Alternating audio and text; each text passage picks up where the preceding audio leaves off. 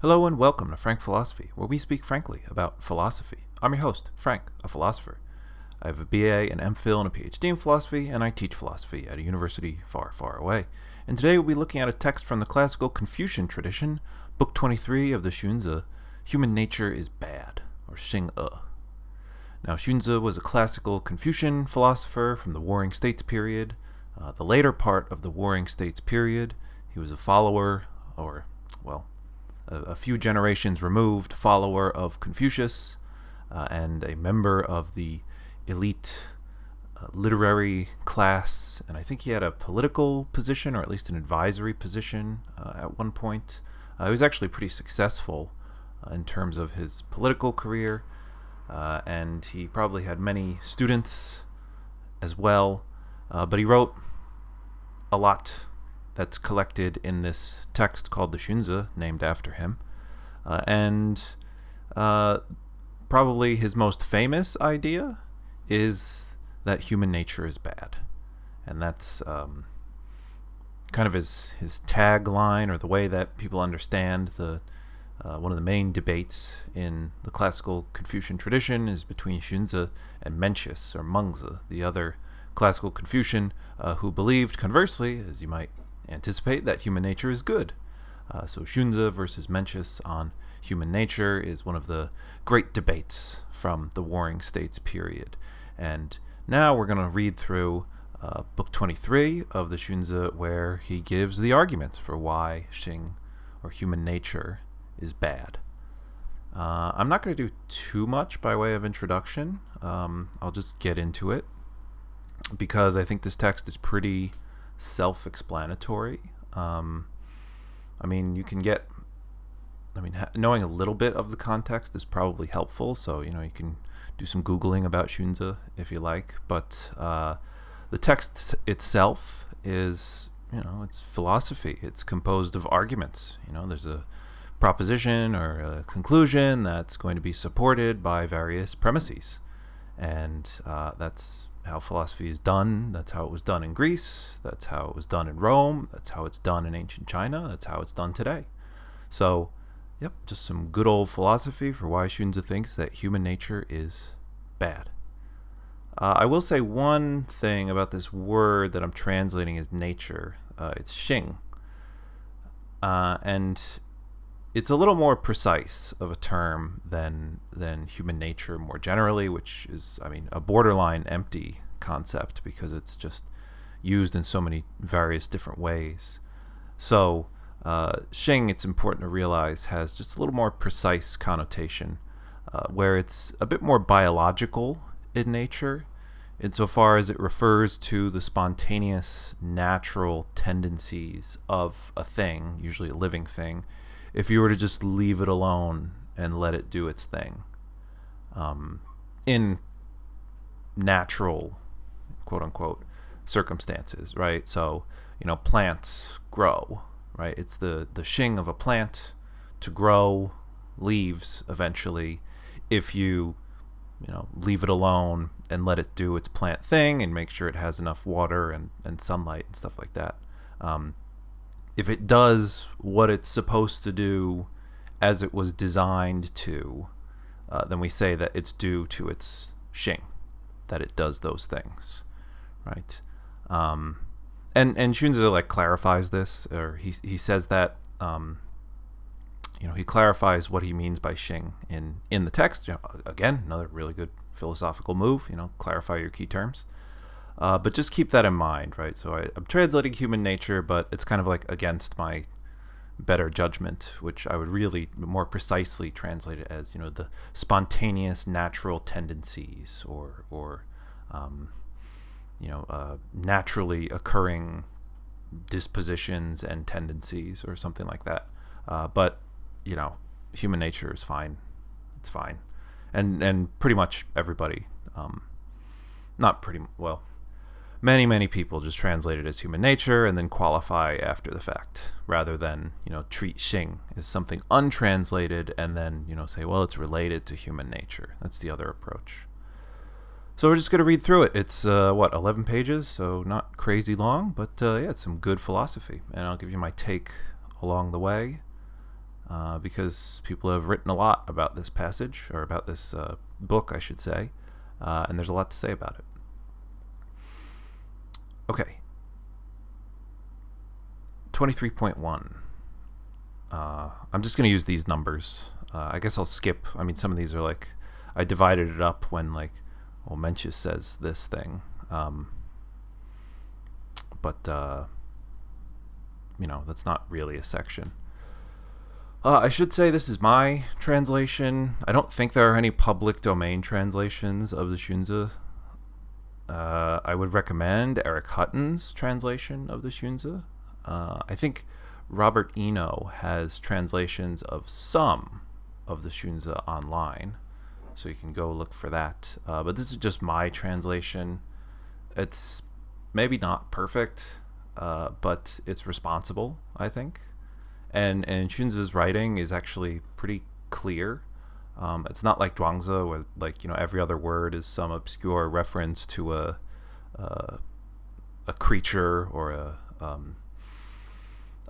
an obscure location, or some sort of fantastical mythological thing, right? It's not quite as poetic as the Zhuangzi. It's a little more straightforward arguments. So the Chinese is actually quite, I think, unambiguous in many places. So there you go. But you can view this translation on my website if you like, but probably not good to cite.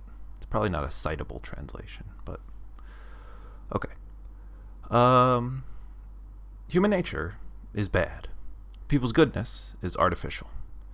Okay, so we'll see this line many times, and it's kind of like a refrain or a tagline that appears kind of just randomly sometimes throughout the text.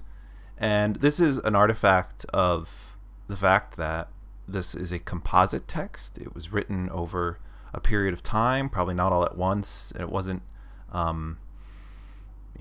written with the intent of being a philosophy article with a beginning, middle, and end, or anything like that. It's just kind of a collection of arguments in support of the position that human nature is bad.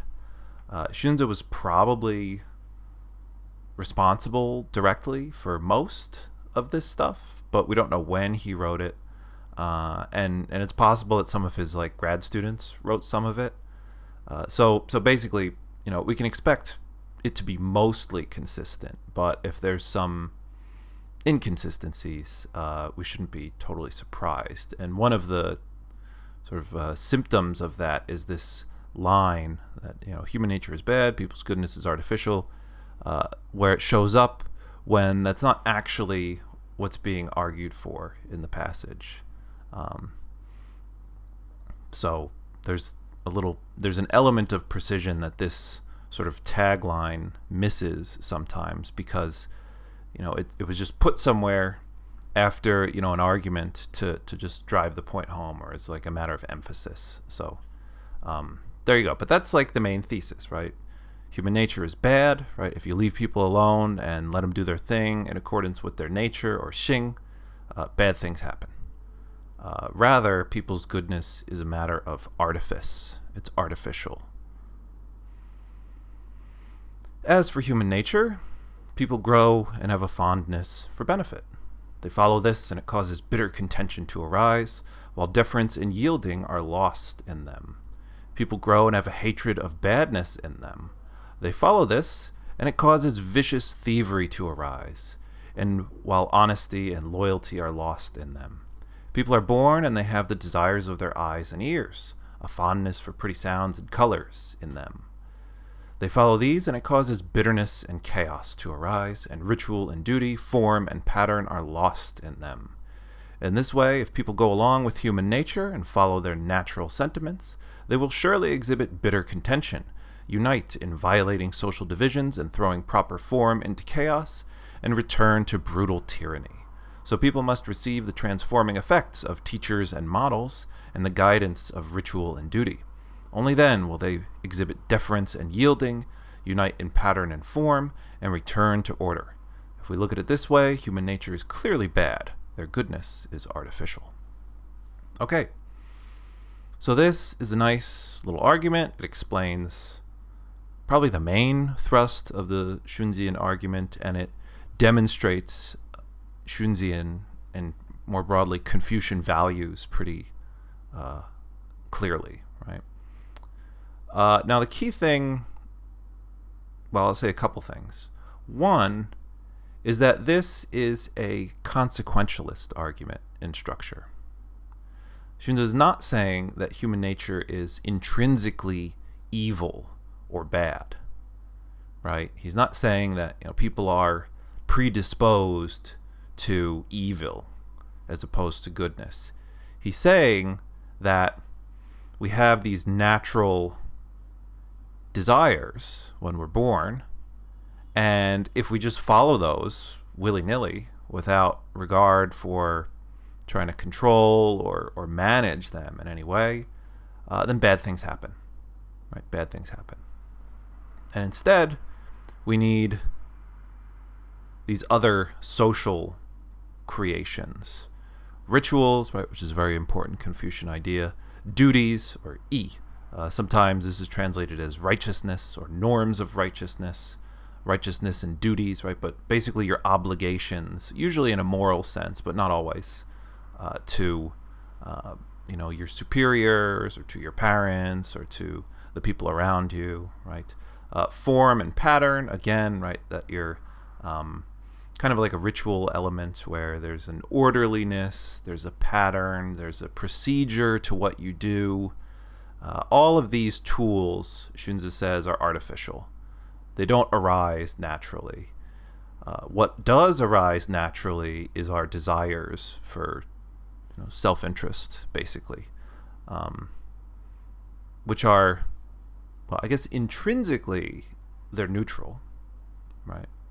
But in practice, when we allow them to be followed, then they lead to bad outcomes. So we should not follow those, and instead we must be transformed by teachers and models so we can be guided by ritual and duty, right? So this is just classic Confucian argument here from Xunzi.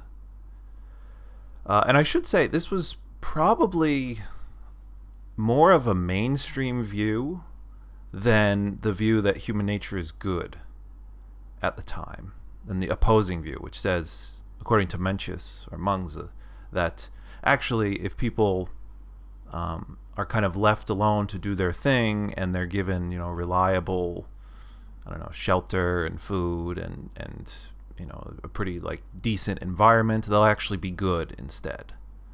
That's the Mengzian view, and I'll probably do a video on that eventually.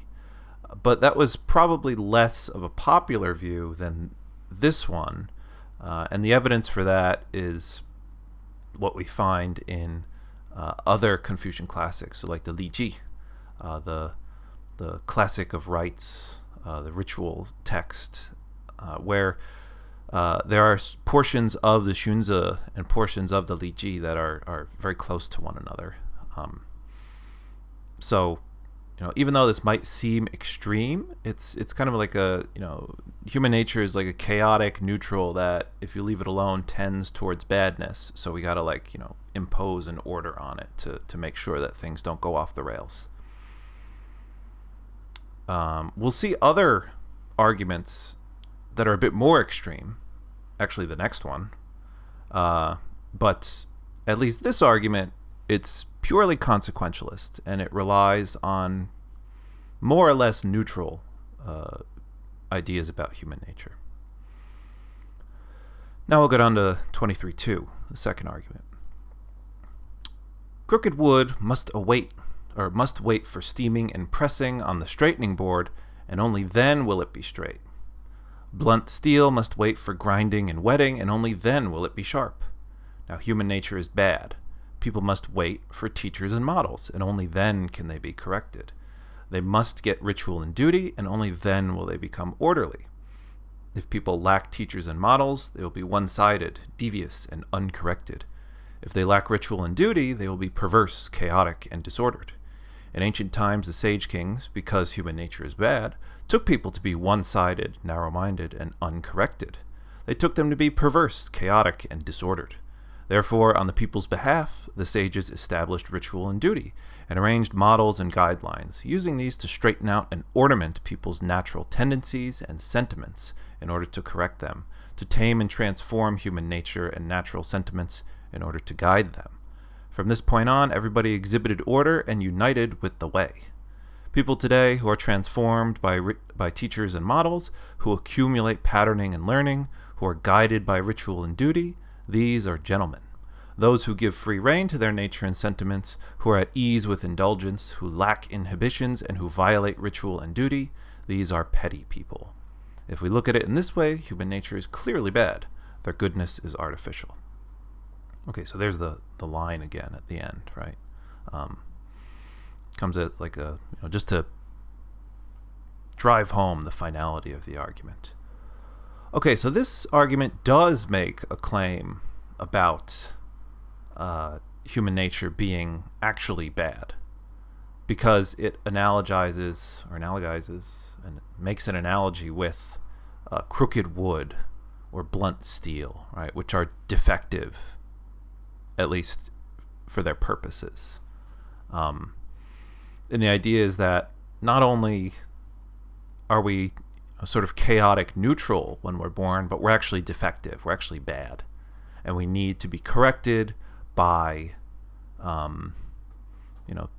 rituals and duties and models and guidelines from the sage kings, and then we can be straightened out and ornamented and then corrected, right? So there's this taming, transforming, imposing an order on the sort of wild human nature motif that occurs throughout Xunzi's writings, and it's most present here. But this is like a slightly more, a slightly stronger view about the badness of human nature. Whereas this one, the first argument you can just read in purely consequentialist terms and say, well, human nature might not be intrinsically bad, but it's, it leads to bad things.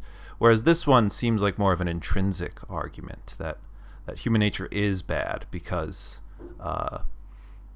just like crooked wood, human nature is born in a defective state, at least fit to the purpose of, or the goal of producing order.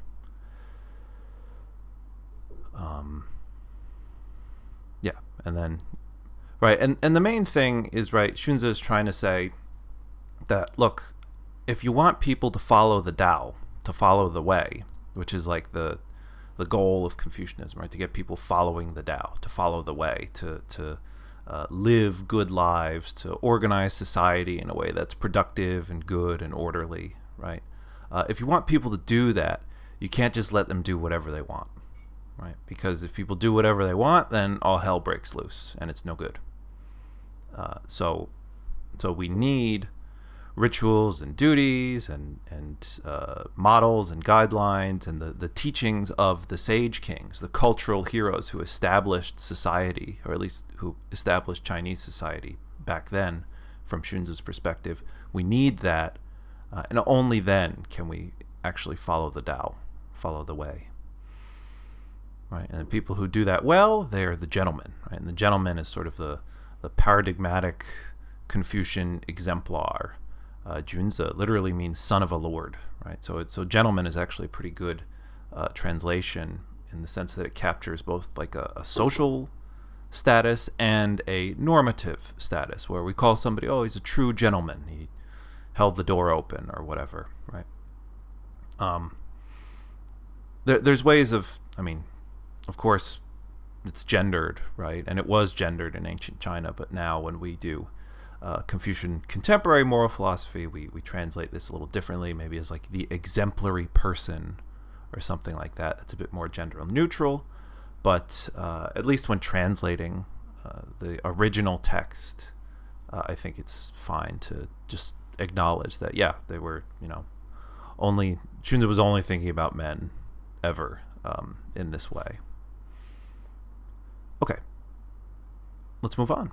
So now Xunzi talks to Mencius, or Mengzi, who was, again, the guy who said that human nature is good. And in this book, in book 23, Xunzi several times mentions or attributes a position to Mencius and then rebuts it. So Mencius says, when people learn, their nature is good. Or we can understand this as, when people study, right, and people try to accumulate knowledge, it manifests the goodness of human nature, right? So it's evidence that human nature is good, that people study, or they can study. That's the view. I don't think we actually see this in the Mengzi, in the text. But I guess, unless Xunzi is making it up, which he's probably not, he probably just had a different source, or maybe somebody told him that this is Mengzi's view. But regardless, this is a view that he attributes to Mengzi, and he's going to rebut it. I say, this is not so. This does not arrive at knowledge of human nature, nor does it recognize the distinction between human nature and artifice. So this is like classic early Chinese argumentation, right? Where it's about drawing a distinction between two things, usually binary distinction, right? So Xunzi, like the way that his system is set up, at least philosophically, with respect to human nature, you have human nature on one side, and you have artifice on the other side, right? Xing and Wei. These are the two elements that work together to get people to follow the Tao, right? And when Mengzi says, learning manifests the goodness of human nature, Xunzi says this confuses things, right? And he's going to explain why. As for human nature, it is given by heaven. It is both unlearnable and unworkable, meaning you can't improve it. Unimprovable is probably a better word. As for ritual and duty, these are what the sage kings created, and what people learn and are capable of. What they work at and only then can master. What is unlearnable and unworkable in people, call it human nature. What is learnable to the point of capability and workable to the point of mastery in people, call it artifice.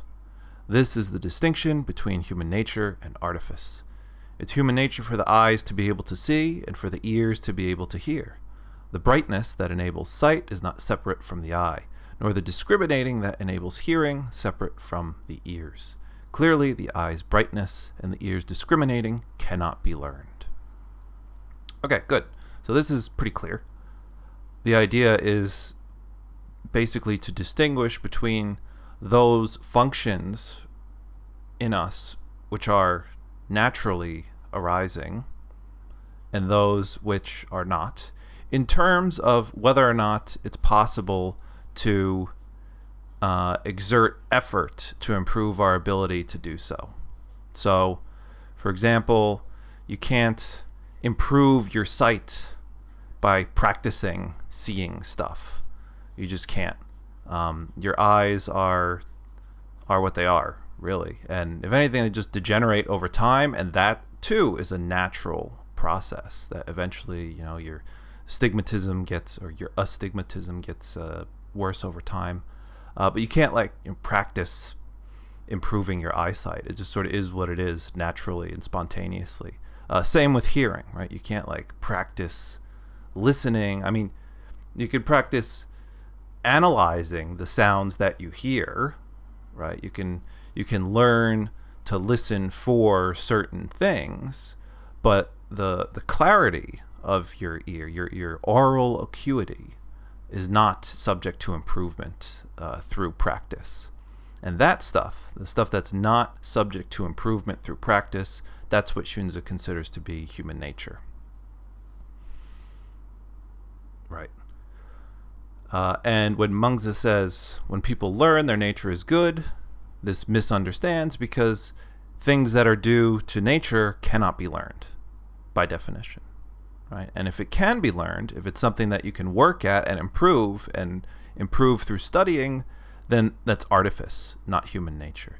So by connecting learning to human nature, Mengzi shows that he misunderstands human nature, misunderstands what qualifies as nature. So that's the argument against Mengzi. Okay. Mencius says in 23.5, human nature is good. All those who lose their nature are thereby bad. So this line is also a bit tricky. There's a little bit of disagreement, but basically the options are everybody loses their nature.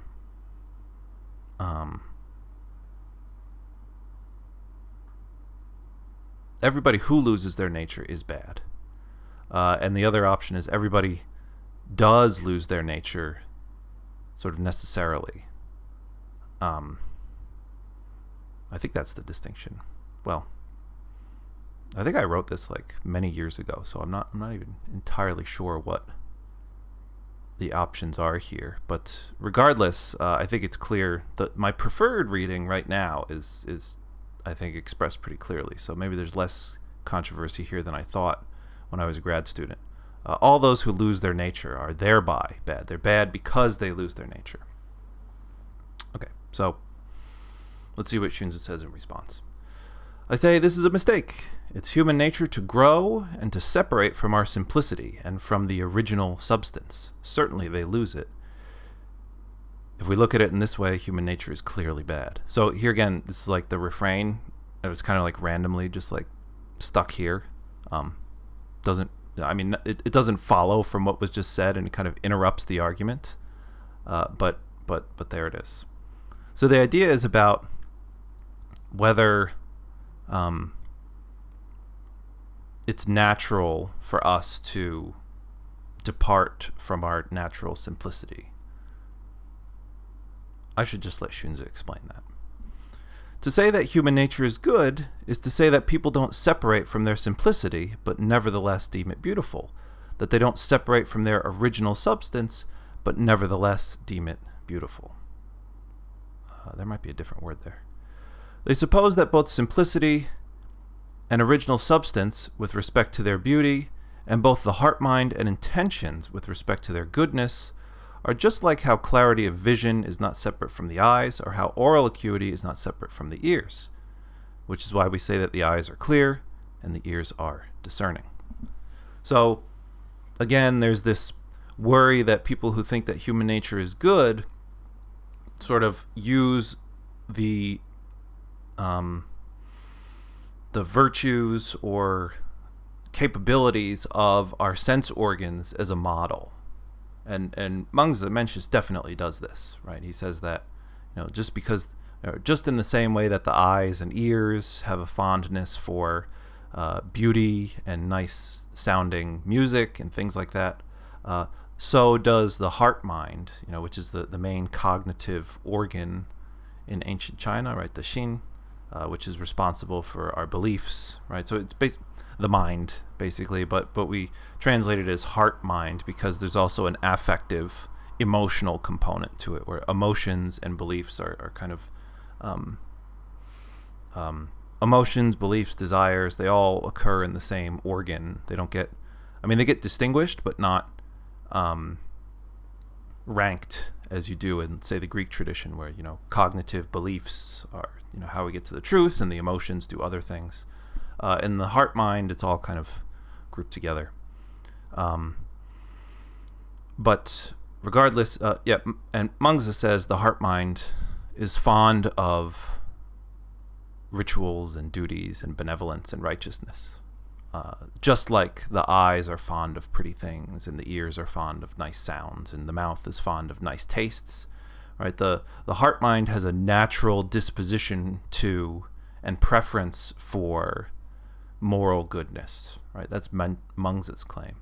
And Xunzi is saying no, right? And he's, I think, accurately describing the opposing tradition, or the opposing viewpoint, which is, to say that the heart mind and our intentions or beliefs with respect to their goodness is just like how clarity of vision is not separate from the eyes, or how oral acuity is not separate from the ears. Right, and that's the analogy, and that is the analogy that Xunzi makes, and it's a response to Xunzi's view. So here, Xunzi, I think, is quite accurately characterizing Xunzi's view, at least in terms of this analogy. And Xunzi is saying that that as people grow, right, as people grow up, they naturally depart from. It's hard to say naturally, because there's naturally versus spontaneously, right? Whereas, we might spontaneously respond to situations, but over time, we'll probably inevitably moderate the way we respond to situations. And this is kind of a normal occurrence. Anyway, I'll let Xunzi explain. Now, it's human nature to desire food when hungry, to desire warmth when cold, to desire rest when toiling. This is human nature and people's natural sentiments. But when we see an elder but do not dare to eat first, it's because we have someone to whom we yield.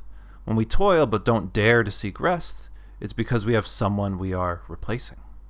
Sons yielding to fathers, younger brothers yielding to older brothers, sons replacing fathers, and younger brothers replacing older brothers. These two kinds of conduct both go against human nature and contradict our natural sentiments. However, it is the way of the filial son, the pattern and form of ritual and duty. So if you follow your natural sentiments and human nature, then you will not be deferent and yielding. And if you are deferent and yielding, you will contradict your natural sentiments and human nature. So if we look at it this way, human nature is clearly bad. Their goodness is artificial. Okay, so here, what Xunzi is saying is basically that we go against human nature all the time. And that we all kind of admit that when we do the right thing, when we do things that are morally good, we go against our natural sentiments to do so, right? Because it's human nature to, for example, not want to work very much, right? It's human nature to be like kind of lazy, to want to be comfy, to want to be full all the time, to not be hungry, things like that. But very often, norms, which we all accept, determine that we're going to have to, wait for everybody to be seated at the table, or wait our turn in the line at the restaurant, or wait for our food to be brought to us, not just go back into the kitchen and grab whatever we want when we go to a restaurant, right? So all these norms and rituals that we do in daily life contradict our natural, immediate human sentiments, our natural desires for things. Like, I'll give an example of my dogs, right? When I feed my dogs, as soon as I put the food in the bowl, they go right after it, right? Now, I've done a little bit of training with them, and I train them to stop and wait for my permission, but that goes against their nature, which would just be to go for the food as soon as it's there, right? Xunzi is saying that that kind of training, that's exactly what we do, just on a much broader and more complicated scale with human beings. And without that stuff, naturally, if we were to just leave people to do their thing, we would just be like the dog going right for the food as soon as it's in the bowl. But we don't do that. And not doing that goes against our natural sentiments. And it's also ubiquitous. Everybody does it, right? We all obey certain rituals and, little, I don't want to keep saying rituals, but little rites of deference towards people we respect and care about. So yeah, that's the argument. Somebody asks, if human nature is bad, then how did ritual and duty arise? So we'll respond to that by saying, well, as for ritual and duty, these arose from the artifice of the sages, and did not arise because of human nature. The potter shapes the clay to make his instruments. In this case, the instruments arise from the potter's artifice, and do not arise because of human nature. And the woodsman chops down the trees to complete his instruments. In this case, the instruments arise from the woodsman's woodsman's artifice, and do not arise because of human nature. The sages accumulated reflection and forethought, practiced artifice, and thereby gave rise to ritual and duty, and set up models and guidelines. In this way, as for ritual and duty and models and guidelines, they all arose from the sages' artifice, and did not arise because of human nature. Thus, the eyes are fond of pretty colors, the ears are fond of nice sounds, the mouth is fond of tasty flavors, the heart-mind is fond of benefit, the bones of our body and the form of our skin are fond of pleasant sensations. These all arise from human nature and our natural sentiments. For these sentiments, people are stirred and react spontaneously. They do not need to work at them, and only then cause them to arise. When someone is stirred but is unable to make it so, and he must work at them, and only then are they so, call this arising from artifice. These are the things that arise from human nature and from artifice, and the marks of their differences. So again, it's this distinction between human nature and artifice that's doing the work here. And Xunzi's point here is that things like ritual and duty, just like other crafts, don't arise spontaneously. They don't arise naturally. They're not in our human nature. It's not in human nature to go out and make instruments, or to build stuff, or to chop down trees, right? That's not in our nature, according to Xunzi. Instead, that's a matter of artifice. That's a matter of artifice. And so that's what, and this is going to be important because, well, the other question is, if human nature is bad, then where did the rituals come from? And Xunzi says, well, they came from artifice. And the question is, where does that come from? And Xunzi says, well, it comes from work, right? It comes from work. If we work at something, then it's a matter of artifice. And all this stuff, rituals, duties, models, and guidelines, all that stuff arises from artifice, not from nature, because we have to work at them. And again, there's this nice discussion of the distinction between nature and artifice. Okay, 23.9. And so the sage kings transformed their human nature and set up artifice. When artifice was set up, they gave rise to ritual and duty. Once they gave rise to ritual and duty, they established the models and guidelines. In this way, rituals, duties, models, and guidelines, these are all what the sage kings produced. As for that by which the sage kings are one and the same with the masses, and are no different from the masses, it's human nature. That by which they are different from and go beyond the masses is artifice. As for someone being fond of benefit and wanting to get it, this is people's natural sentiments and human nature. Suppose there are siblings who have some wealth to divide up. If they follow their natural sentiments and human nature, they will be fond of benefit and seek to get it. In this way, elder and younger brothers will mutually swindle and steal from each other. But if they are transformed by the pattern of ritual and duty, they would even defer it to their countrymen. And so, if you follow your natural sentiments and human nature, then elder and younger brothers will contend, while if you're transformed by ritual and duty, then you'll be led to defer to your countrymen. Right, okay. So, again, this is kind of like a consequentialist argument, relying on the distinction between nature and artifice. Right, the sage kings gave rise to artifice, to ritual and duty. That's sort of their products, in the same way that cups and bowls and other crafts are the products of artisans. So that's the analogy there, and the idea is that, well, if when people are transformed by these things, good things happen. And when they're not, then people will be selfish and mean to each other, and even family members will contend and try to cheat one another. But if they are transformed, then even in a situation where a family has some wealth to divide up, they might even give it away. Right? They could become so morally good that they give away their wealth. That's the idea. Okay, new argument. 23.10. This is a new argument.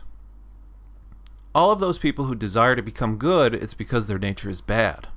The flimsy yearn for substance, the ugly yearn for beauty, the narrow yearn for breadth of knowledge. The poor yearn for wealth, the lowly yearn for honor. If they lack it in themselves, they surely seek it from without. Similarly, the wealthy do not yearn for riches, and the honored do not yearn for positions. If they have it in themselves, they will not seek it from without. If we look at it in this way, all those people who desire to become good, it's because their nature is bad. Now, human nature is originally without ritual and duty, so people struggle to learn and seek to have them. Their nature does not know ritual and duty, so they must reflect and deliberate and seek to know it. In this way, if human nature is all they have, they will be without ritual and duty, and not know ritual and duty. If people lack ritual and duty, they will be disorderly, and if they don't know ritual and duty, they'll become perverse. In this way, if human nature is all they have, they will have perversity and chaos in them. If we look at it this way, human nature is clearly bad. Their goodness is artificial. So this is like sort of an intrinsic argument, or where there's the logical, the premise is that you only look for something if you don't already have it. So if you work to become good, logically, that means you must not be good. Because if you already were good, you wouldn't try to become good, because you would already be there. You would already be good. So if we, by nature, are good, then we wouldn't have to work very hard to become good. Right? It would just sort of, it would be natural to us. But Xunzi is saying it's clearly not. Clearly, we're not born knowing rituals and duties. We have to go through a very elaborate learning process to become ritualized and dutiful. Right? That takes work. That takes effort. And if it takes work and effort, it can't be human nature. Right? So again, human nature is bad, because if it were good, then it wouldn't take any effort to become good. But it takes a lot of effort to become good. So therefore, human nature is not good. So there you go. 23.11. Mencius says human nature is good. I say, this is not so. From ancient times to the current day, what all those in the empire call good is correct, well-formed, level, and orderly. What they call bad is one-sided, one-sided, narrow-minded, perverse, and chaotic. This is the distinction between good and bad. If people sincerely take human nature to be originally correct, well-formed, level, and orderly, then what use would the sages be? What use would ritual and duty be? Even if there were sages, ritual, and duty, what would they add in terms of correctness, pattern, evenness, and order? Now, this is not so. Human nature is bad. Therefore, the ancient sages, because human nature is bad, took them to be one-sided, narrow-minded, and uncorrected. And he took the people to be one-sided, narrow-minded, and uncorrected, to be perverse, chaotic, and disordered. And so, on the people's behalf, they set up the authority of the rulers above in order to oversee them. They made clear ritual and duty in order to transform them. They set up models and guidelines in order to in order to order them. They used heavy punishments to restrict them, and so all under heaven was ordered and united in goodness. This is the order of the sage kings and the transforming effects of ritual and duty. So this is an argument from, again, sort of, I don't want to say common sense, but the idea is that, if human nature was good, then we wouldn't need any of the stuff that we need for society to function, like rulers and hierarchies and punishments and rituals, because if human nature was good, we wouldn't need that stuff. But we do need that stuff, so human nature can't be good.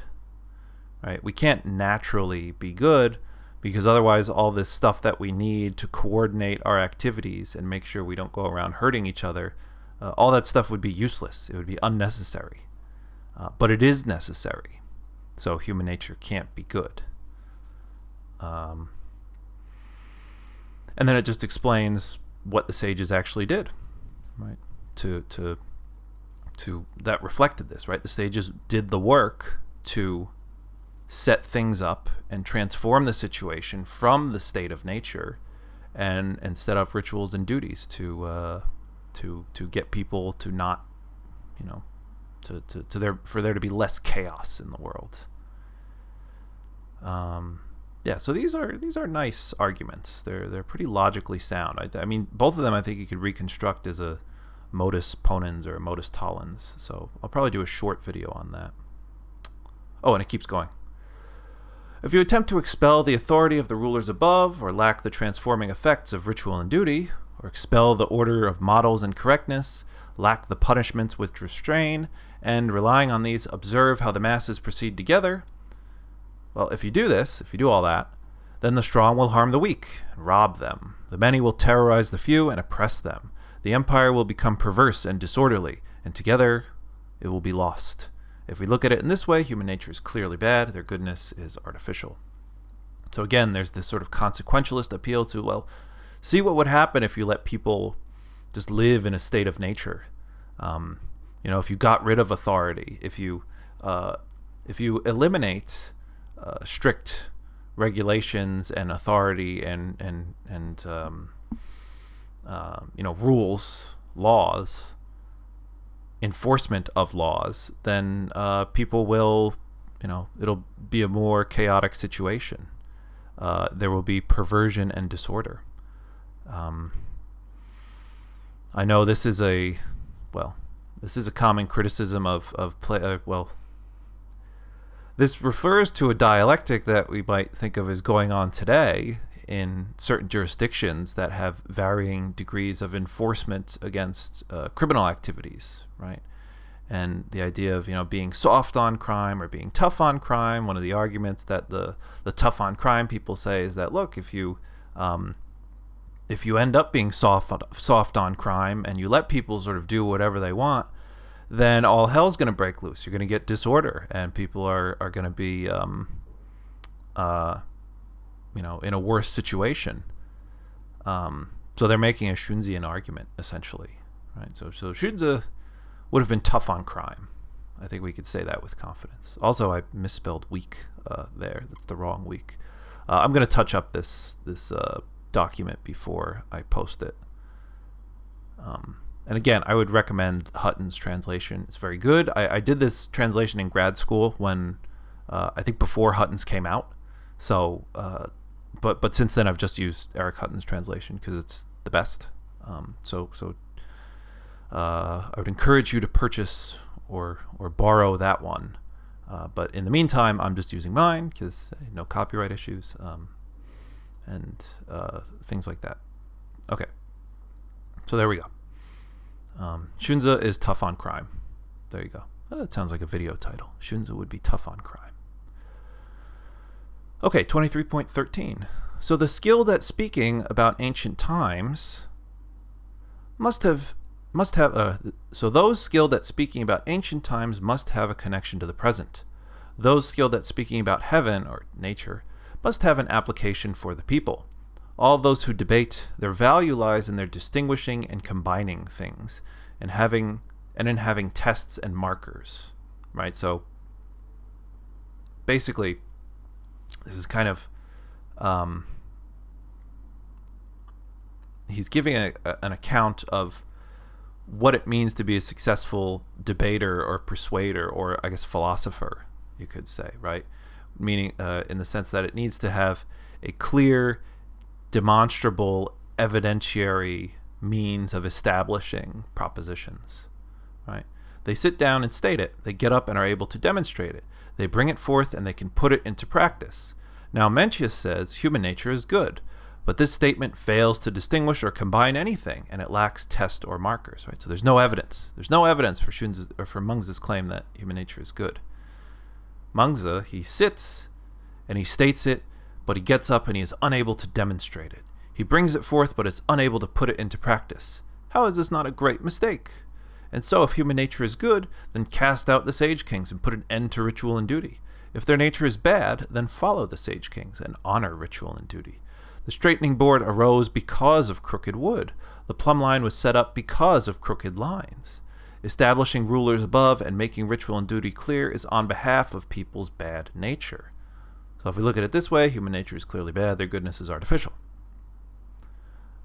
Yeah, so basically he's saying, like, my arguments are better than Mengzi's, I guess. Mengzi is a bad debater. He's a bad philosopher. His position doesn't have any evidence, right? He's kind of just throwing shade at Mengzi. I don't know if the argument here is all that new compared to what we've seen before. It just, like, combines some stuff, right? So, what would happen if you got rid of the Sage Kings? Well, all hell would break loose. Right, the straightening board, right, we get this crooked wood analogy, right, we're all crooked wood and we need to be fixed or whatever, we need to be straightened, stuff like that, right, so there's just, more of the same. 23.14, okay, this is a pretty borderline useful one. When straight wood does not wait for the straightening board, but is straight anyway, then we could say that its nature is to be straight. But when crooked wood requires steaming and pressing on the straightening board to become straight, it's because its nature is not to be straight. If human nature is bad, then they, meaning human beings, must await the ordering of the Sage Kings and the transforming effects, or results, yeah, that's an extra word, the transforming effects of ritual and duty. Only then will they begin to exhibit order and unite in goodness. If we look at it this way, human nature is clearly bad. Their goodness is artificial. Someone says, well, no, I should stop. Sorry, I was just going to keep going. Right, so he gives a condition for what the situation would need to be like in order for human nature to be good. And it would be like, wood being naturally straight. And Xunzi is saying that's just not the case, right? Because again, humans, if you leave them alone to do their thing without all the ordering of society and the transforming effects of rituals and duty, if you leave people to do their thing without that stuff, all hell breaks loose and it's not good. So we can't say that humans are naturally like straight wood that doesn't need the straightening and steaming and pressing board. So that analogy, so you're just doing more work with the analogy and saying, look, if in order to use this analogy to say that human nature is good, we would have to say that human nature is good in the way that wood is naturally straight if it doesn't need to be worked at or pressed, right? Okay, 23.15. Someone says, ritual, duty, accumulation, and artifice, these are all in human nature, and thus the sages were able to give rise to them. Right, so the idea is that, well, because there's this mystery, right? Xunzi is making this nice case, but the mystery is, well, where did ritual and duty come from? And Xunzi says, well, artifice, well, work.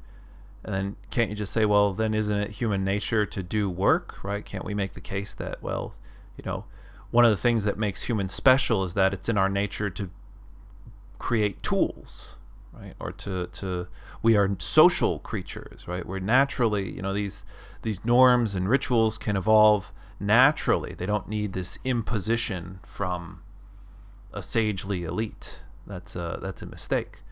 And Xunzi responds to that. And it's debatable how successful he is. Okay, so 23.16. I say this is not so. The potter mixes his clay to give rise to his pottery. In this way, how is the clay pottery human nature? The woodsman chops down trees to make his instruments. In this way, how are wooden instruments human nature?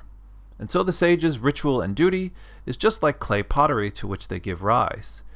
In this way, ritual, duty, accumulation, and artifice, how could these be people's original human nature? For all these cases of things arising due to human nature, if we compare Yao or Shun, the ancient sage kings, to Jie and Zhe, Jie is an ancient tyrant, and Robert Zhe is like a famous bandit. Their nature is one and the same, right? So all these, people who are different in terms of their morality, they have the same nature. Even no matter how different they might be in practice. If we compare the gentleman and the petty person, their nature is one and the same. How could anyone take ritual, duty, accumulation, and artifice to be human nature? If it was, then what value would Yao and Shun possess? What value would the gentleman possess? The value of Yao and Shun and the gentleman is that they are able to transform their nature and are able to set up artifice. By setting up artifice, they give rise to ritual and duty. In this way, the ritual, duty, accumulation, and artifice of the sages are also like mixtures of clay when they are made. If we look at it in this way, how could ritual, duty, accumulation, and artifice be human nature? What's demeaned in Jie and Robert Jur and the petty person is that they go along with their nature. They follow their natural sentiments, and they are at ease with indulgence. They will exhibit greed for benefit, fight, and steal. And so human nature is clearly bad, their goodness is artificial. So here, right, again, we get this craft analogy, and Xunzi's claim is that when we do craft, when we build things, when we chop down trees, none of that behavior is in our nature to do. It goes against our nature because humans by nature don't want to work, right? We're lazy by nature. If we work too hard, we want to rest, right? So why would anyone do this work to like go and chop down trees and do work to make instruments? Well, for whatever reason, it's not in our nature. Right, because what's in our nature is only like basic self-interest and desires and things like that, and it includes not wanting to go and chop down trees because that takes a lot of effort, and by nature we don't like things that take a lot of effort, right? And Xunzi is saying that stuff can't come from nature, right? This craftsmanship analogy. It's artificial. Then we get this, which is a classic Confucian line. It comes from the Analects, actually. This idea that by nature we're all the same, and by practice we differ. And Xunzi is kind of making an extended version of that argument here, right? Where the nature of the gentleman and the petty person is the same, but the difference between them is explained by how the gentleman cares about rituals and duties and benevolence and righteousness and moral cultivation, whereas the petty person does not, right? The petty person doesn't care about that stuff and just follows their natural sentiments and are at ease with indulgence and do all the things that it's their nature to do. And if right, so the difference between the two is not a matter of their nature, is what he's trying to say, right? The difference between a morally good person and a morally bad person is not their nature. It's their, the work. It's their artifice, right? It's a function of their non-natural and artificial practices and what they've learned and what they've worked at throughout their lives. If they've worked at the right sort of stuff, they'll become a gentleman. If they don't work at the right sort of stuff, they'll become a petty person. And we get more of the same here as in the second paragraph here, right? Heaven, or nature, was not partial to Gangsan, Min Ziqian, or Xiaoji, who are famous, just famous characters in mythology and legend, who are exceptionally filial, right? Exceptionally good to their parents and family, right? Heaven was not partial to these guys at the exclusion of the masses, right? But these three alone were extraordinary in the substance of their filial piety and whole in their reputation for it. How? It's because they excelled in matters of ritual and duty. Heaven was not partial to the people of Qi and Lu at the exclusion of the Qin people, but in the duties of fathers and sons and the separateness of men and women, the Qin are not like the Qi and the Lu in matters of filiality, respect, and patterning. How? It's because the Qin people go along with their natural sentiments and human nature and are at ease with indulgence and are lazy with ritual and duty. How is it that human nature differs? Right. So again, it's supposed to be a counterexample of like, well, of the idea that like people are naturally different from one another, right? There's some people who are just naturally going to be good and some people who are naturally going to be bad. In fact, there's some groups of people who are naturally going to be good and some groups that are naturally going to be bad. Xunzi says, no, by nature, they're all the same.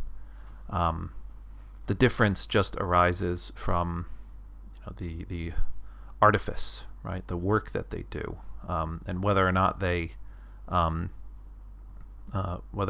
pursue consciously and deliberately ritual and duty, right? Interesting. Qin won at the end of the Warring States period. The state of Qin actually conquered enough of their neighbors to absorb a big enough chunk of the Chinese heartland to eventually unify the empire and start the Qin dynasty. And Xunzi's talking a bunch of smack about them, even though they eventually will win the Warring States period. Although their empire did not last very long because it was utterly incompetent and corrupt and very harsh, and it gave way very quickly, I think within like 20 years or something, to the Han dynasty. So the Qin dynasty is like famously bad in Chinese history, but it ended the Warring States period, and it was the immediate predecessor to the Han dynasty, which is a level of cultural height in Chinese history that lasted for I guess about 500 years, from about like 200 some odd BC to 200 or 300 AD, maybe a little longer. But yeah, so yeah, there's talking smack about the Qin. Okay, Xunzi says, or somebody says to Xunzi in 23.17, people in the streets can become a you. What does it mean? Yu is one of the famous sage kings who is like a good. So this is basically another way of saying anyone can become a sage, right? And this was like a slogan that the Confucians were fond of at the time, and this was one of the important egalitarian, I guess, elements of Confucianism, was this idea that, and it's kind of as the seeds of what we'd call Confucian meritocracy, or the idea that one's ability and effort and results of one's work determines, or should determine, their political office and position and things like that. And this idea that anyone can become a sage, right? Anyone can become a you. Anyone can become a gentleman, and we're all by nature the same. And if you work hard enough, you can become a sage yourself. If you do enough. This was a pretty, I guess, radical idea in early China, which was prior to Confucius's time, much more of a hereditary aristocracy, where you would give positions of power to your family members, right? Not, no matter how useless they are, you would give the position to, your brother, because he's your brother, he's the next in line or whatever. But instead, we should give people who are most worthy positions of power. And one precondition for that is this idea that anyone can become worthy, right, if they work hard enough. Now, I'll just say this is not only a Confucian idea. The Mohists actually argued for this at length, explicitly, and maybe first in the Mozi. In their doctrine is promoting the worthy, and they say pretty much exactly that we should promote people based on how worthy or good they are, rather than who they're related to. So this was not a uniquely Confucian idea. It was kind of in the air at the time, when there was a general disdain for the way that incompetent rulers and families of incompetent rulers would just proceed incompetently, sort of endlessly, just giving the throne or giving positions to their buddies and family members, instead of people who could actually do a good job ruling. So again, one of the premises for that view, or one supporting idea, is that anyone can become worthy. And somebody asks, what does it mean? And Xunzi responds, as for that by which a you becomes a you, it is by making use of benevolence, duty, modeling, and correctness. In this way, benevolence, duty, modeling, and correctness have a knowable and doable form, But the people in the streets, all of them have the stuff for knowing or understanding benevolence, duty, modeling, and correctness. And they all have the tools for being capable of benevolence, duty, modeling, and correctness. In this way, it's obvious that anyone can become a you. But what if you take benevolence, duty, and modeling, and correctness to be originally unknowable and unworkable? If this is the case, then even you would not have benevolence, duty, modeling, and correctness. It would be incapable of benevolence, duty, modeling, and correctness. This would mean that the people in the streets would originally be without the stuff for knowing benevolence, duty, modeling, and correctness, and to lack the tools for being capable of benevolence, duty, modeling, and correctness. No? Right. So, a lot of repetition there, but the claim about human nature is that even though our tendencies are to be bad, right? Even though if you leave us alone, we're going to be bad, we all have the capacity to be good. We all have what it takes to understand goodness, benevolence, duty, correctness, rituals, right? We all have what it takes to understand and implement the Confucian virtues.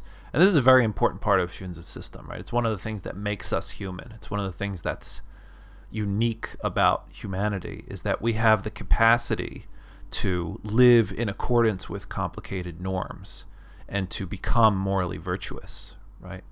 And so to say that everyone can become a sage is just to say that we all have the capacity to develop in a way that's consistent with benevolence, duty, modeling, correctness. And if it were the case that we couldn't, or that not everybody could become a sage, then that would imply that moral cultivation was impossible for some people. And that Xunzi doesn't want to allow for, right? Because human nature is the same, right? We're all the same in terms of being sort of defective when we're born, but we all are the same as well in being capable of being reformed. But assuming, right, people couldn't, right, people didn't have the stuff to know benevolence, duty, modeling, correctness, what would happen? Well, in this way, people in the streets within the home would be unable to know the duties of father and son, while outside they would be unable to know the correctness between rulers and ministers. But this is not so, right? The people in the streets, all of them inside the home, are able to know the duties of father and son, and all of them outside the home are able to know the correctness between rulers and ministers. This is the stuff for knowing and the tools for being capable. These are clearly within the reaches of people in the streets. So now he's saying that, look, if you were to say that some people were incapable of becoming a sage, then you would have to say that some people are incapable of even the most basic norms of, within the household, of being respectful of your parents, or stuff like that. And Xunzi is saying that everybody can do that. That premise maybe is questionable. But he's saying that, anyone who's capable of even basic deference to their parents, basic respect, is capable of using that in broader contexts, in more general moral development contexts. And also, pretty much everyone does have that basic level of respect for their parents. Now you might be thinking, well, that's a little weird. Isn't this a contradiction, right? Isn't Xunzi, might he just be saying that human nature is good? If he's saying that everybody universally has what it takes to be deferent to their parents, and everybody knows that already, then, isn't that suggesting that maybe, people naturally have or naturally do exhibit morally good tendencies, right? So it's interesting. And also interestingly, this passage doesn't use the term human nature. Right? Doesn't use that word xing. It doesn't appear. Right. So, is this a modification? Is this a different view? Is this an earlier view? Is this a later view? Unclear. right? Unclear. In the last paragraph here, right? Now, if the people in the streets use the stuff for knowing and their tools for being capable to root themselves in the knowable and doable forms of benevolence, duty, modeling, and correctness, their ability to become a you is clear. If the people in the streets put their abilities into learning, captivate their heart minds with a single intention, reflected, inquired, and investigated, added up the days throughout the passage of time, and accumulated goodness and never ceased, then they would communicate with spirit-like clarity and form a triad with heaven and earth. Therefore, as for those who are sages, what they accumulate makes them so. Okay, so this is interesting too, because now, again, the vocabulary of this passage and these arguments is very different from what we've seen so far, right? So what we've seen so far is this emphasis on Xing, human nature, and Wei, or artifice. But Xunzi is not talking about that stuff here. Instead, he's talking about the stuff. I think the word is cai, or it might be zhi. But it's some sort of other natural, some sort of way of characterizing a different part of human nature in terms of our stuff or our natural resources as human beings. And that's being contrasted not with Wei or artifice, which doesn't show up, but accumulation or ji. And this word accumulation appears elsewhere in the Xunzi, but it also shows up here as well. And so this idea of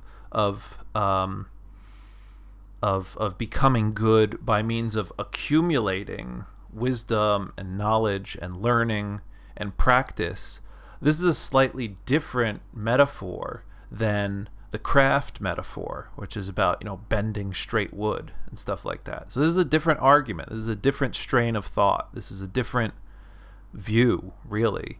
And it could have been written by somebody else. It could have, maybe Xunzi wrote this earlier, right? I think my favorite theory is that this is probably Xunzi's, more faithful to Xunzi's view, and Xunzi only started talking about Xing, or human nature, when it became a topic sort of all of a sudden in Warring States philosophy, because the rest of Xunzi's system is much more consistent with this, right? This idea that humans are naturally given the capacity for goodness, and that's a really important part of human nature. And that's what gives us all the ability to become good. Right, that fits in, and this idea of forming a triad with heaven and earth, right? So this passage fits in with the rest of what we find in the Xunzi, with the rest of Xunzi's philosophy, very, very nicely. But the arguments about Xing, about human nature is bad, those seem kind of sequestered. And even though it's the most important view historically, right? Even though it's most associated with Xunzi, it's not front and center throughout his entire philosophy. Rather, like, this idea is much more prominent. So maybe the Xing, the human nature stuff, is a temporary sort of detour in Xunzi's system, or a way to try and fit that discourse into Xunzi's system. But right. So this is just the nature of the beast, right? Where we have these composite texts that are written by different people. We don't know the authors, but Xunzi's is actually like remarkably uniform. So the case with Mencius, with Mengzi, it's much more difficult, because that text it's much less clear how much of Mengzi's or Mencius's original thoughts are in that text. Whereas Xunzi, we actually know quite a bit about his biography, and he probably, we could assume a level of systematicity here that we can't for other Warring States texts. Okay, 23.19. The sage is able to accumulate and become a sage. However, many cannot accumulate. How is it so? Xunzi says, I say they can do so, but they cannot be made to. The petty person can become a gentleman, but he does not wish to become one. A gentleman can become a petty person, but he does not wish to become one. As for the petty person and the gentleman, I have not yet heard of one who cannot become the other, But those who don't change places, they can do so, but they cannot be made to do so. So the people in the streets can become a you and become one, or can become a you and then become one, actually. But also the people in the streets can become a you, but they do not necessarily become one. Even if they didn't have the ability to become one, this doesn't harm that it's possible for them to do so. One's feet could tread across the entire empire, though there has not yet been someone who has. A laborer, an artisan, and a farmer and a merchant never could not exchange jobs with one another, but there has not yet been any able to do so. If we look at it in this way, that it's possible something can be done does not necessarily imply one's ability to do it. So even if one is unable to do so, this does not harm that it is possible for him to do so. In this way, ability or inability and possibility or impossibility, their differences are great, and their inability to be interchanged is clear. So again, this is like Xunzi doing like really solid philosophy. How does this, right? The sage is able to accumulate and become a sage, but the many cannot accumulate. How is it so? Xunzi says, let's draw a distinction, right, between ability or capability and possibility, right? So it is possible in terms of, physical laws or conceptually or in principle, it is possible to, walk from one side of the continent to the other.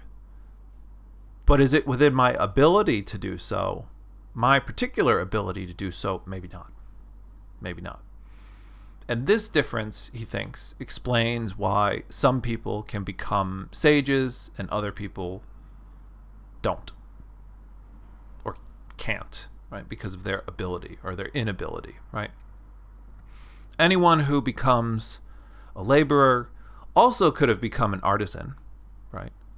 And they could, change their careers, right? It's possible. But is it within their ability? Maybe not. And so Xunzi thinks that this distinction between possibility and capability explains why we can still say that anyone can become a sage, even if many people fail to become sages. So, yeah, lots of interesting philosophy, interesting secondary literature on this passage. But again, right, no mention of Xing, no mention of nature, no mention of way or artifice, right? So that language is gone, really. Yao asked Chun, and these are two, again, sage kings, what are people's natural sentiments like? And again, this word, natural sentiments, this is Qing, not Xing. Qing, it often gets translated as emotions in some contexts, but sometimes it gets translated as essence, which is a little much for me. But usually emotions or sentiments does the job, right? People's natural sentiments. And there's this overlap with Xing, and Xunzi often combines the two, Xing and Qing, where like the two of them refer to like basically all the features of human nature that are like important. But sometimes Qing appears on its own. And in fact, throughout the Xunzi, most of the time, it appears on its own, which is, again, more evidence that this Xing vocabulary might have been something that came in later, right? At a certain point, it sort of appears. And then, but Xunzi's system more generally is discussed in terms of Qing. So Yao asked Shun, what are people's natural sentiments like? And Shun responded, people's natural sentiments are terribly ugly. Right? And the Chinese word there is bumei, which is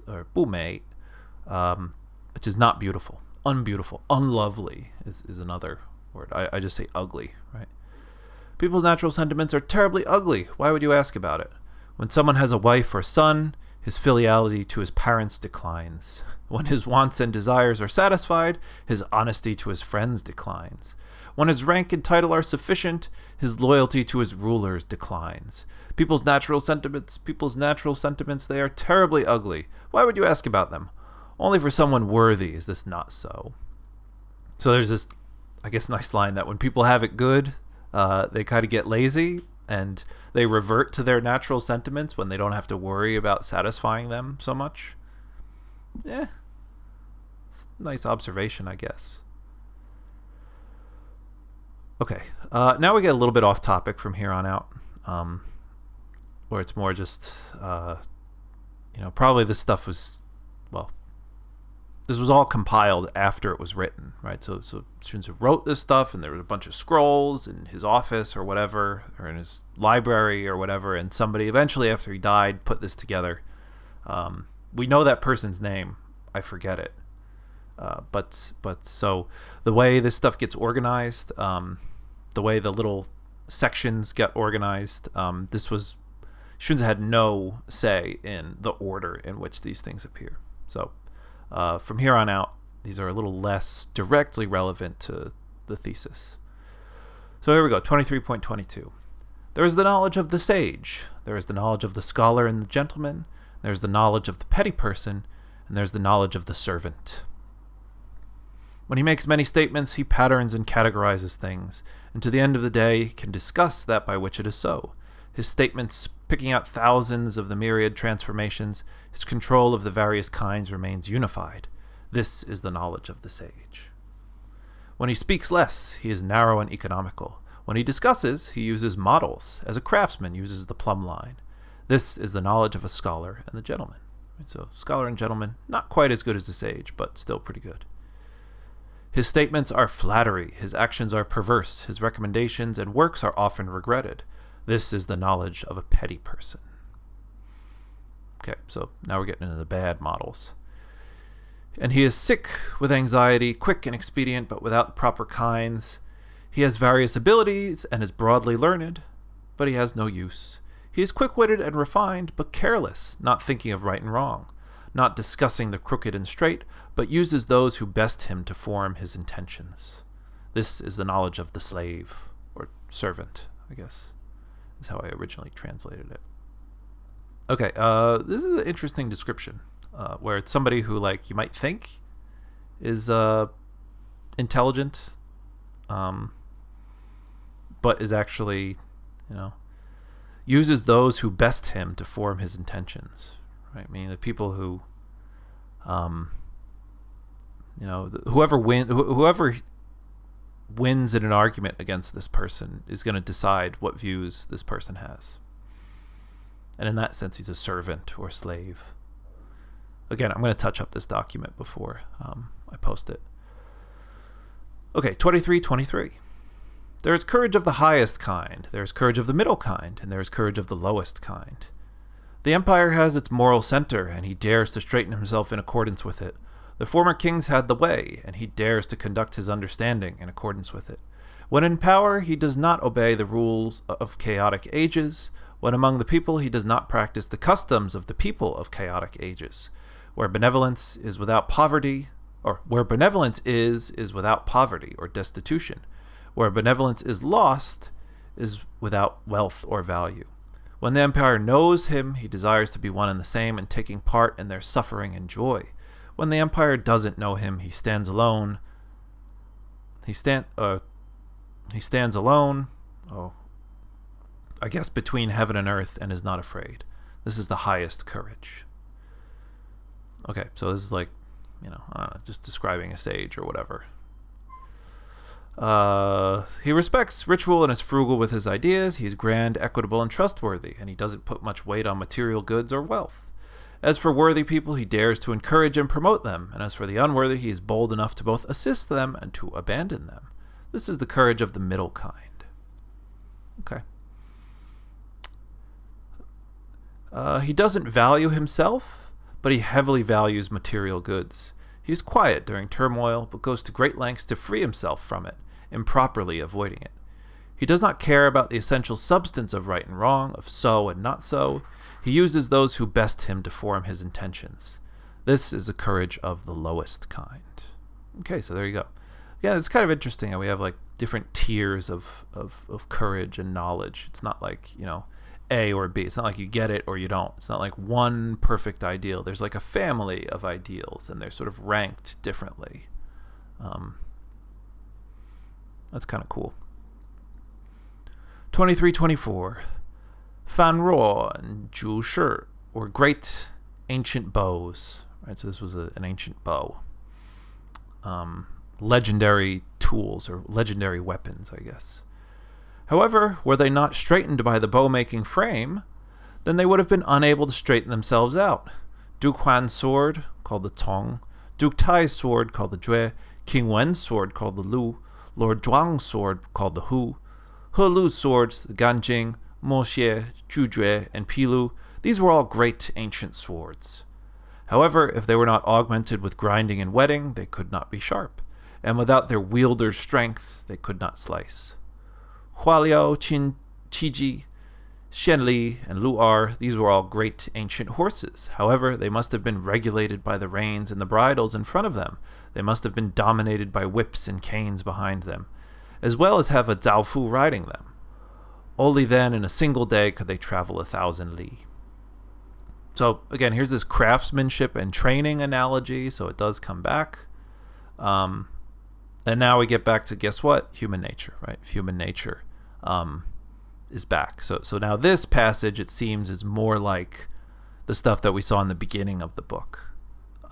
That's, this is, now we're back to this other vocabulary. The stuff in between, it's a little bit different, right? Now, even if people's nature and substance were beautiful and their hearts were clever and perceptive, they must seek out worthy teachers and serve them, and select good friends to befriend. If they get worthy teachers and serve them, they will hear of the way of Yao and Shun and Yu and Tang. If they get good friends and befriend them, they will see loyal, honest, respectful, and yielding conduct. Each day you will proceed towards benevolence and righteousness, but not know it yourself. What you accumulate makes it so. If you stay with bad people, then what you will hear is cheating, fraud, trickery, and falsehoods. And what you will see is conduct that is filthy, impure, and greedy for profit. You will daily bring yourself closer to punishment and execution, but not know it yourself. What you accumulate makes it so. As the saying goes, if you don't know your son, take a look at his friends. If you don't know your lord, take a look at his retainers. Accumulate, and that's it. Accumulate, and that's it. And that's the end. That's it. Accumulate. Not to be confused with consume. It's not consume, it's accumulate. Accumulate wisdom, accumulate knowledge, accumulate experience, right? This is not material accumulation. This is accumulation of virtue, right? Through the process of one's life. Yeah, so here's like a combination of the Xing vocabulary, but in terms of accumulation, not way, right? Not artifice, right? That word way or artifice, that doesn't show up here. Instead, we have this accumulate, ji, or ji, which appears, like I said, elsewhere in the Xunzi. Okay, so that's Xunzi, Xing human nature is bad. There you go. I hope that was interesting. I hope that was fun. I'll probably do more ancient Chinese stuff just because it's my bread and butter eventually. But in the meantime, this is our second pass. The other one I've done on Chinese philosophy is on the Zhuangzi so far. And my next one, I'm going to plan on doing one of the long dialogues in the Mengzi or Mencius. So we'll go through that. Yeah. If you like this video, like it, share it, subscribe it, assign it to your students or whatever. And yeah, I'll see you in the next one.